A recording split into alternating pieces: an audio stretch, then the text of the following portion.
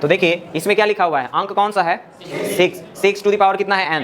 देखिए प्राकृत संख्या जानते हैं ना, जो काउंटेबल नंबर होती है उसको क्या कहते हैं, प्राकृत संख्या कहते हैं। तो मान लीजिए कि कोई भी संख्या दी गई, यहाँ पे 6 दे दिया है तो चलिए कोई बात नहीं है, तो 6 का हम क्या करते हैं अभाज्य गुणनखंड निकालेंगे। तो यहाँ पे लिखेंगे 6 टू द पावर n है, तो ठीक है इसका अभाज्य गुणनखंड देखिए 6 टू द पावर n का अभाज्य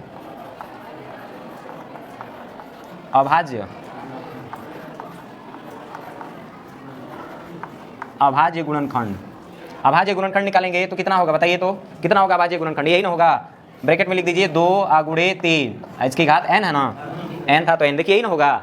6 टू द पावर n का अभाज्य गुणनखंड निकालेंगे तो होगा 2 गुणे 3, 2 तिहाई 6, और उसकी पावर यानी घात कितना था n, तो यहाँ पे n हो गया। अब इसमें आप बताइए कि अब इसमें 2 और 5 है, देखिए शून्य पर समाप्त होने के लिए ना किसी भी संख्या के अंदर जो है कि आप अभाज्य गुणनखंड निकालते हैं तो उसमें 2 और 5 का होना अनिवार्य होता है। यदि 2 और 5 नहीं है तो अब वो 0 पे समाप्त होने वाली प्राकृत संख्या नहीं हो पाएगी, ठीक है।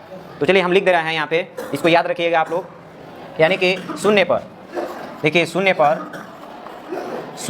पर इसको याद रखिएगा आप लोग, शून्य पर समाप्त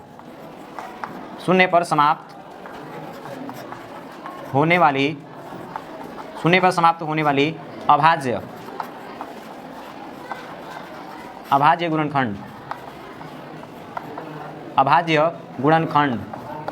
अभाज्य गुणनखंड जो रहेगा ना, देखिए क्या रहेगा अभाज्य गुणनखंड, ये रहेगा यानी कि 2 गुणे 5, इसका पावर जो है कि n के रूप का होगा,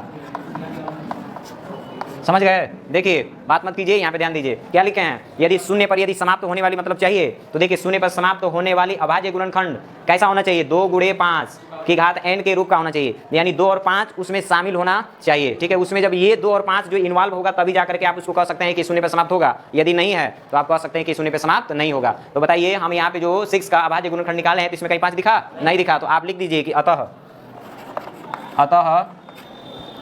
यह संख्या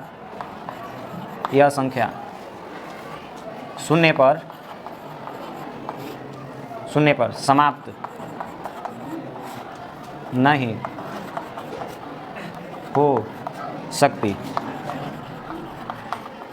हो सकती, बस इतना ही कर देना, हो गया, ठीक है।